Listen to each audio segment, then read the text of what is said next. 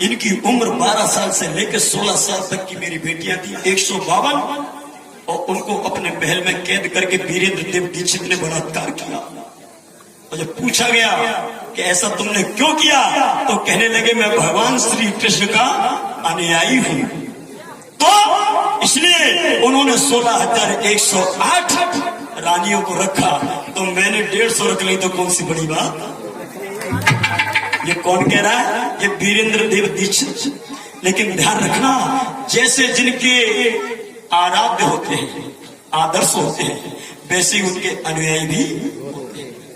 आज भिक्षु संघ बैठे हैं, हमारे भंते जी बैठे हैं, याद करो, पेपर उठाओ, इलेक्ट्रॉनिक मीडिया खिला लो, माउथ पब्लिसिटी देखो, देश विदेशों का इतिहास उठाओ। जब से इन्होंने ये जीवन धारण किया है अपने तन पर, तब से लेके आज तक 1% भी हमारा कोई भी भिक्षु बलात्कार के मामले में लिप्त नहीं है। क्यों नहीं है? इसलिए नहीं है कि अरे 1600 लड़कियों को तो मेरे भगवान बुद्ध ने त्याग दिया था। उसी के पथ पर चलने वाले भिक्षु संघ है, इनके सामने जो लड़कियां महिलाओं, इनका कोई भी जादू चलने वाला नहीं है। तो मैंने कहा कि जैसा जिसका आइडियल है, आदर्श है, उसके फॉलोवर्स, उसके अनुयायी, उसको मानने वाले वैसे ही होंगे, जैसा बाप वैसा। और यहाँ क्लियर कर दूं, मैं नहीं कह रहा, सुमन चौधरी नहीं कह रहा, मैं प्रमाणित बात करता हूं। प्रत्यक्ष किम प्रमाणम, प्रत्यक्ष के लिए प्रमाण की जरूरत नहीं होती। परिवर्तन जिस तरह होना चाहिए वो करना चाहता हूं मैं। जिन कबीर पंथियों ने ढपली बजा बजा करके सदियां निकाल दी, 50-50 साल हो गए उनको, लेकिन समाज का परिवर्तन नहीं हुआ। कबीर पंथी भजन गा गए, गुड़ भजन गा गए, शरीरती भजन गा गए, बहन हम दोनों कुल सास हमारी, ससुर हमारे, 80 वर्ष के सास हमारी बारी, और मेरे पिया को पड़ो पालन, और मैं खुद ही झुलावन हारी, बहन हम दोनों को 5 पति मैंने मायके में खाए ले, 10 खाए ले ससुराली, और कुछ लोगों में कारी मूल को एक नहीं छोड़ो तो रही में कुआरी, बहन हम दोनों को हो जाए। ये क्या है? ये कबीरपंथी भजन है, लेकिन ये गुण ज्ञान है, इसको समझने वाला ही समझ पाता है। अरे ये पब्लिक है, इसके यहां से गुजर जाता है। या तो इस ज्ञान को एक्सप्लेन करना पड़ेगा, समझाना पड़ेगा, नहीं तो डायरेक्ट गाने की कोई आवश्यकता नहीं है। ध्यान रखना, यहां मैं दूध का दूध और पानी का पानी कर देता हूं, सुनेगा। द्वापर युग की बात कर रहा हूं, द्वापर युग, और ये मैं नहीं कह रहा, ये उन्हीं की पुस्तक कह रही हूं। पुस्तक का नाम है प्रेम सागर, उसने लिखा है। मुझे क्यों पता है? क्योंकि सुमन चौधरी ने 12 भागवत पढ़े हैं। यही कृष्ण कन्हैया रुक्मणी गाले 12 भागवत सुमन चौधरी ने सीताराम राधे श्याम की साफी डाल के, तिलक लगा के, लंबी चुटिया लगा के मैंने पढ़े, और खूब लूटा लोगों को, भय और डर दिखाया, खूब ऐश आराम सब कुछ मिलता, लेकिन छोड़ा क्यों? क्यों छोड़ा? उसका कारण है, बता दूं।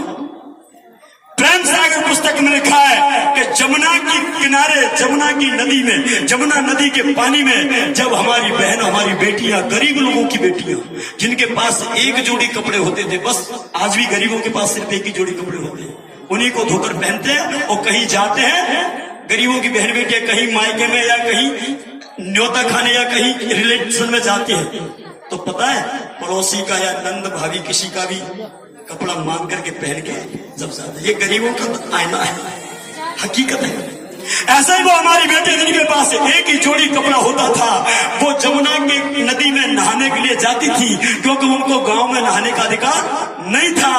और जो जमुना नदी में जो उतर जाती है, अपने कपड़े भीग न जाए, क्योंकि एक ही जोड़ी ये क्या सुखाएंगे, क्या पहनेंगे, वो अपने कपड़ों को, सारे तरह के कपड़ों को उतार के नदी की तीर पर रख के जाती थी, और जब अंदर जाती पानी में नहाने के लिए, तो ये जिसको भगवान कहते हैं, भगवान श्री कृष्ण, ये जाते हैं, वो गरीब बहन बेटियों के कपड़ों को उठा करके चुरा के और एक पेड़ के ऊपर चढ़ जाते हैं। जब मेरी बहन बेटियां शाम के समय 5 और 6 बजे का समय होता है, तब पानी में से निकलती हैं सभी, तो एक दूसरे से कहती, जीजी हमारे कपड़े कहाँ गए?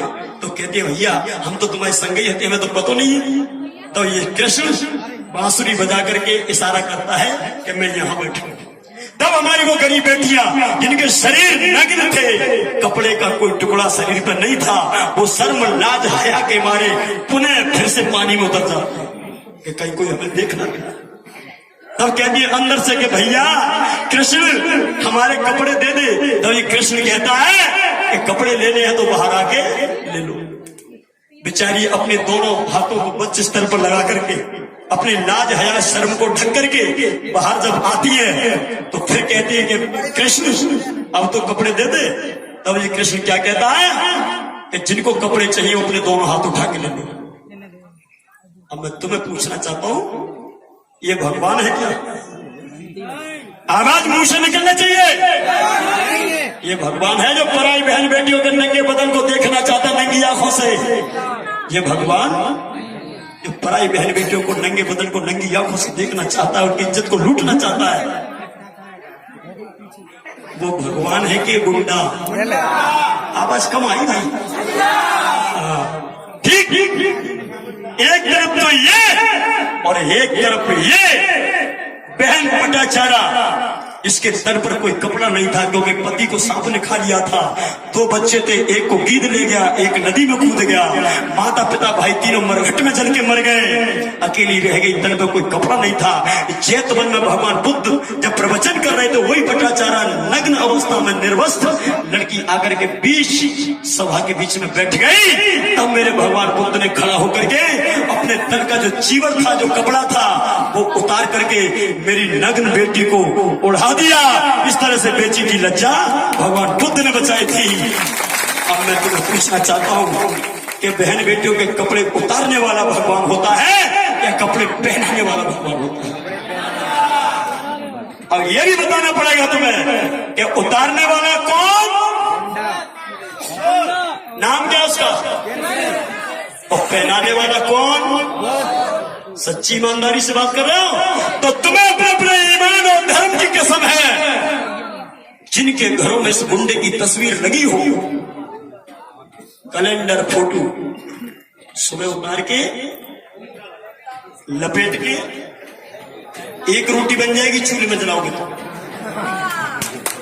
और भूले में डालोगे तो खाद बन जाएगा। कुछ न कुछ काम में जरूर। और यहाँ जितने भी लोग बैठे हैं, ईमानदारी से मुझे बता दो, मैं कसम नहीं दूंगा, हाथ उठा के बता दो कि कौन सुरेश गुंडे को अपने घर से निकाल कर फेंकेगा? हाथ उठा के बताइए, निकालोगे? पक्का? जोरदार ताली बजाइए आप अपने लिए। बहुत बहुत साधुवाद, बहुत बहुत धन्यवाद। बस यही चाहते हैं भंते जी बिजोल साहब, यही परिवर्तन चाहते हैं समाज में। जो सदियों से नहीं हुआ वो एक नाइट में परिवर्तन होता है। हो गया कि नहीं परिवर्तन? लेकिन प्रमाणित बात होनी चाहिए। हवा में बात करोगे तो कोई मानने वाला। और आज के बाद तुम्हारे क्षेत्र में कथा, भागवत, सत्यनारायण जो भी होता हो, चंदा देना बंद कर दो, दान देना बंद कर दो। और यहाँ तक कि उनकी वीआईपी पंडाल में भी कथा सुनने के लिए जाना बंद कर दो। तुम्हारा न्योता आ जाए चुन का, ऐसे न्योता में लात मार दो। स्वाभिमान की जिंदगी जियो, और स्वाभिमान का सूखा रोटी का एक टुकड़ा बहुत होता है। यही हमारे परम कुछ बाबा साहब डॉक्टर भीमराव अम्बेडकर और मानव साहब कांसी राम जी ने कहा था। अरे साहब कांसी राम जी ने तो यहाँ तक कह दिया 1991 में मुरैना में, मेरे ही जिले में ऐसे ही खड़ा था साहब कांसी राम जी, ऐसे बैठे थे, मैं ऐसे ही खड़ा था बगल में। डॉक्टर पीपी चौधरी साहब मेरे खास ताऊ जी थे, बहुजन समाज पार्टी के पूर्व जिला अध्यक्ष, जो इस दुनिया में आज नहीं है। वो ऐसे खड़े थे, हम भी ऐसे खड़े थे। साहब कांसी राम जी ने कहा था कि राजीव गांधी ने मुझे ऑफर दिया है, 91 की बात कर रहा हूँ, राजीव गांधी ने मुझे ऑफर दिया है कि कांसी राम कहाँ भटक रहे हो, मेरे साथ आ जाओ, अगली साल तो मैं प्रधानमंत्री बना दूंगा। तो मेरे मसीहा ने साहब कांसी राम ने जवाब दिया कि राजीव गांधी, तेरी एक नहीं 1000 प्रधानमंत्रियों की कुर्सी में मैं लात मारता हूँ। जिस दिन मेरा समाज मुझे बैठा लेगा कुर्सी में, उस दिन प्रधानमंत्री बनूंगा। तेरी दी हुई सौगात मुझे मंजूर नहीं है। ये होती स्वाभिमान की जिंदगी। वरना आज तो कोई मास्टर की कुर्सी के लिए भी अपना मुंह मारता रहता है, मास्टर की कुर्सी के लिए। और उस शख्स ने, उस मसीहा ने प्रधानमंत्री की कुर्सी को भी लात मार दी। क्यों? तुम्हारी खातिर, हमारी खातिर। अरे वो तो कलेक्टर थे, वो तो कलेक्टर थे, और वो वैज्ञानिक भी थे, उन पे पैसे की कोई कमी नहीं होती, लेकिन हमारी तुम्हारी खातिर उन्होंने सब कुछ त्याग कर दिया था। ध्यान रखना। और लीजिए अभी गणेश जी भी तो बैठे हैं। हाँ।